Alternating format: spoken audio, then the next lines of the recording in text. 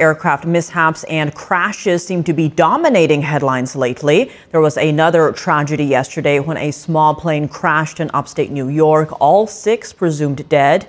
People are also still in shock and grieving the family of 5 that went down in the deadly sightseeing helicopter crash in New York. The crash in Florida's Boca Raton near misses in the now infamous Reagan Airport in D.C.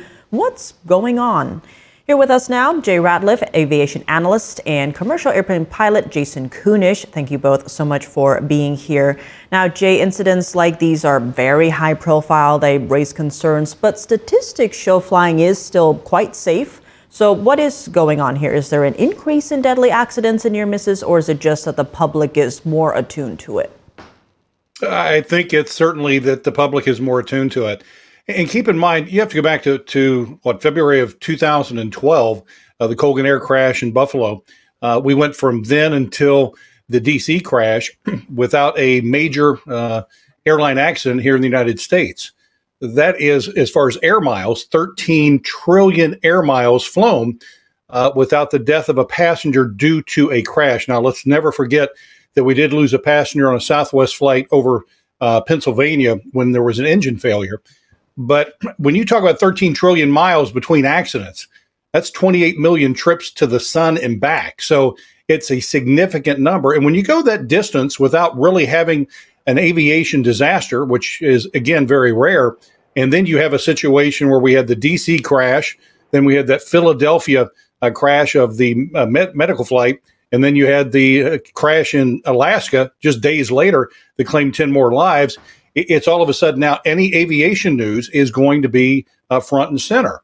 And when you look at the general aviation accidents, and Jayson knows this very well, they come across our desk on a weekly basis where we'll have 200-300 people, sadly, every year that will lose their lives in a general aviation accident. So it's really difficult to compare general aviation safety to commercial aviation safety.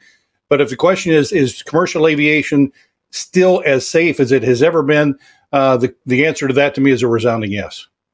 And Jayson, as a commercial pilot, how are you viewing all of this? Should people be concerned? I think it is to maybe use the word sensationalize a little bit. It's on the front of mind in a lot of people because it's been on the news lately. However, as was just stated, statistically, it is the safest way to travel. And there is a difference between commercial airline or aviation and then recreational. The airlines that we all travel with when we go see grandma for Thanksgiving and the sightseeing tours of helicopters. Those are 2 different arenas. In the airlines, there are many backups. Everyone is of course, safety is first and foremost. There's redundant systems that are built in not only to the scheduling, the operation, but the systems on the aircrafts themselves, that when you have, one engine go out, you have a backup. 2 engines go out, you turn into a glider. Worst case, you're having a real bad day.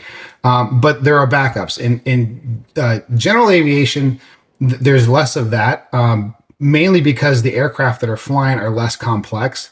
The systems are, not as redundant. Take, for example, the helicopter that just went down, unfortunately, in New York. That flies under different reasons why your commercial airline aircraft flies. There's a rotor, and when the rotor goes out, unfortunately, there's no backup. There's no glider for it to turn into like an airplane would. And so when something goes wrong, it goes catastrophically wrong, unfortunately. I think, though, that this is it's in the news. People are thinking about it, and when things like this now happen, people are eager to talk about it.